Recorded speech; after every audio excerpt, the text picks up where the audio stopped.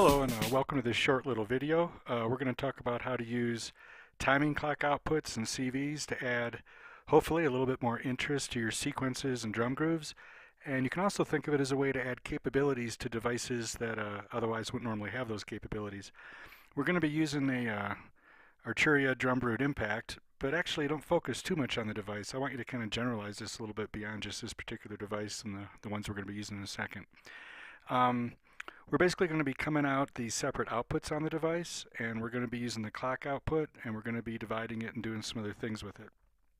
I'm first just going to play the sequence. This is just a preset sequence. It happens to be sequence in bank A number 12. I thought it was a pretty cool little groove. And we're going to play it, and just want you to listen to it. And then here in a minute or so, we're going to be tweaking it out and talking about how we can do a little bit more to it using CVs. So let's just listen to the sequence as is out of the box.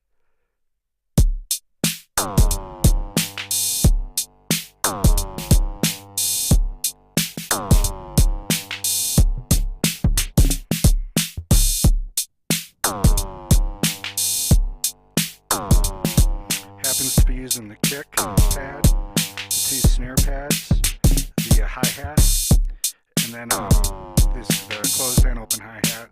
And then also in the DrumBrute they have this little FM drum, little FF synthesizer voice. And again, we're not going to change the groove itself, we're just going to modulate it a little bit using some CVs.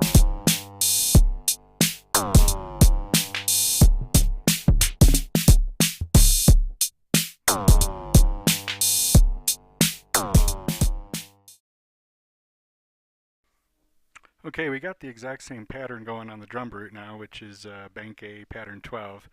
The only difference is we got it a little tweaked out with some CV stuff. As soon as our hand model hits the start button, we're going to let it go for a minute or so, just so you can kind of hear the difference and kind of visualize what's going on. And then I'm going to break it down part by part and just kind of talk about some of what we're doing with the various CV patches. So let's get it started and just kind of give it a listen for a second.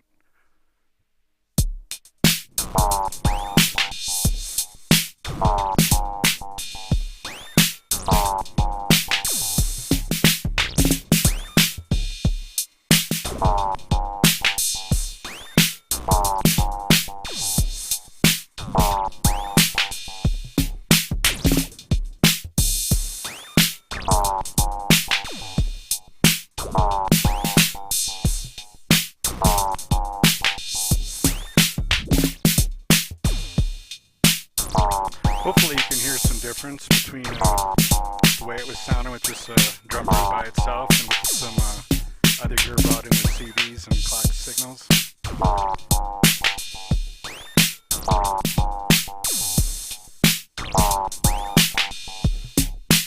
I'm going to start breaking it down a little bit, taking parts out.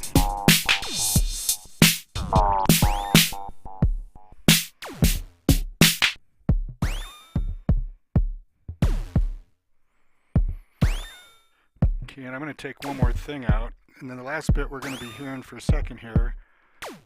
This is just what's coming straight out of the DrumBrute itself, which is basically just the kick. We have everything else split out separately, and we're going to go through that in a second. But basically what you're hearing right now is the kick coming straight out of the DrumBrute. Happens to be coming out of the main out. And it's really no different than what you heard before with just the machine. And the only other thing I'm going to bring in for just a second, we're going to talk more about the clock timing CV pulses in a second, but driving off a slightly tweaked version of that is the Moog DFAM. So that's what you're hearing right now. You're hearing the kick from the DrumBrute and the Moog DFAM that's timing off the CV, although I've cut it in half timing wise. We're going to talk more about that in a second. Okay, now I'm going to bring everything down. You're going to hear nothing for a second. And then the next thing I'm going to bring up is we're bringing out the separate sounds on the back of the DrumBrute in this case. And we're also bringing out the clock cycle, the clock signal. And that's one of the main things I wanted to talk about. So we're bringing it out of the back of the DrumBrute, and then I'm immediately going to a multi to split it. So that's what's going on over here, if you can see this. And then out of there, we're going really two places. We're going up to this little Korg sequencer, And then out of that sequencer, we're using that to basically control some different filtering. And so that's one way that you can do, like, you know, there's a lot of devices like the DrumBrute that don't have the ability to do the sequencing of the controls, whereas this is a way to get around that, because I'm doing the same thing, even though the DrumBrute can't do it itself. I'm just doing it external to the device. So I'll give you an example of that. We're going to bring in the cymbals, which is here. And what's going on here is we're bringing the clock cycle from the DrumBrute up into a timed LFO that happens to be running and modifying both the frequency and the resonance. One's inverted from the other, so it's doing the frequency and the resonance opposite of each other. But all you're hearing is the exact same cymbal part coming out of the DrumBrute, with the only difference is it's running through this, in this case it's a Curtis filter, a Dave Smith's filter, and just playing with the resonance and the filter point. And then it also happens to be going through just a little delay, but pretty small amount of delay on it. But you can kind of hear that's a little different. And then the other thing we're doing is that patch in the DrumBrute was using their FM synthesizer in there, the little FM drum sound. And I have that going through, and this is what the sequencer, this is what the Korg sequencer is driving CVs on right here.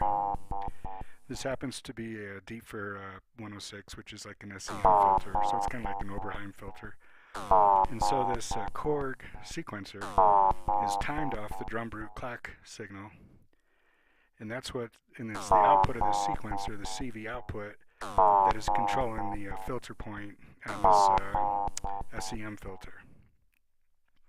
So again, all you're hearing right now is the actual FM output of the DrumBrute, but it's going through that filter. So this is a good example of how you can use external equipment and CVs to add modulation to, in this case, the FM sound of the DrumBrute that otherwise you wouldn't be able to do.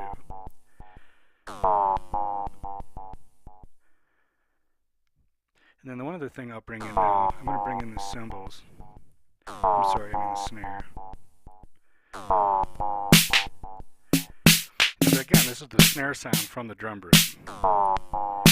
And I'm just running it through a different wave shape or distortion, just to kind of give it a more of a harsher, separate distorted sound than you might get out of the DrumBrute by itself. Now one other thing I'm going to bring in right now is I'm going to bring in, there's some single notes coming off this Behringer Model B.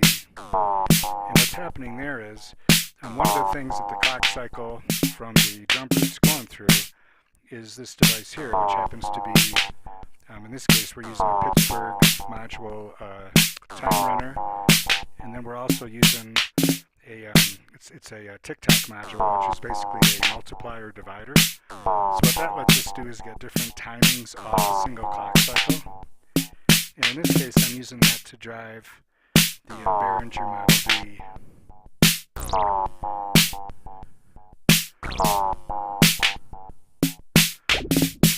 So that other note you're hearing right now, sometimes it's low, sometimes it's high. I'm kind of driving the filter and the frequency off the timed LFO.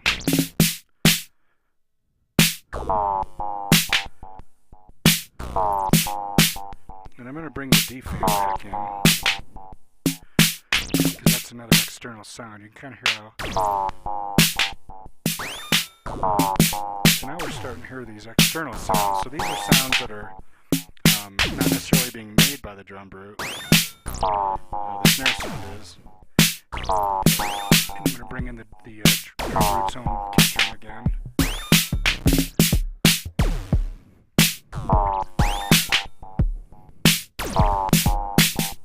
Let's bring those cymbals back in.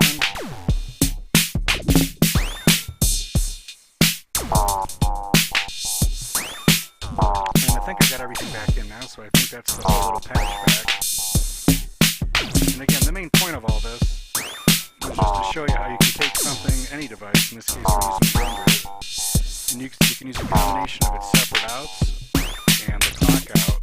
And by dividing the clock out with things like timed LFOs and sequencers, you can actually accomplish a lot of other modulation outside the device for devices that would otherwise seem kind of limited that way.